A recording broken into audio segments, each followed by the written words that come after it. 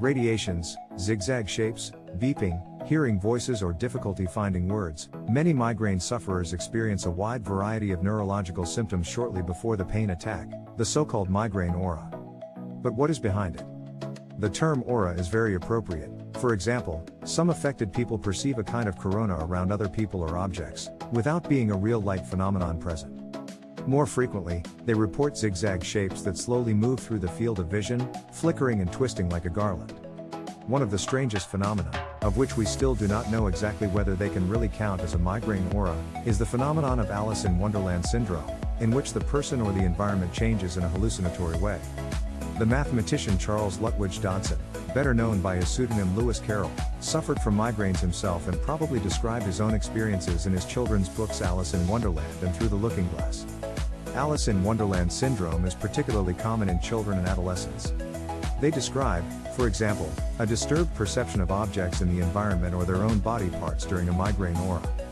They often experience themselves or individual body parts enlarged or reduced, or their environment appears enlarged or reduced to them. Furthermore, they perceive things as distorted, metamorphopsia, smaller, micropsia, or larger, macropsia, than they actually are. It also includes changed acoustic perception, changed tactile perception and changed perception of time. Such symptoms may have been the inspiration for Lewis Carroll's well-known characters. It was known from stroke and epilepsy that a focal disorder can possibly spread from the focus to other areas. In migraine with aura, however, this happens in a completely new way.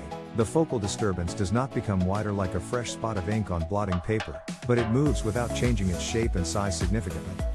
So it leaves the place where it sprouted and snakes through the convolutions of the brain like a tsunami. Because each region of the brain has a different function, symptoms can change as this wave travels. For example, the visual area may be affected first, followed by the area responsible for language.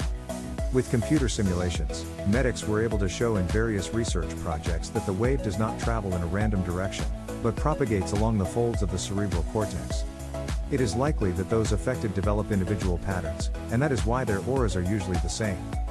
Another theory assumes that slowing down processes in the brain ensure that the disorder cannot spread circularly. But the most interesting question today is, what can stop this tsunami? If this was done in time, a migraine attack could not only start before the headache, but also end before it.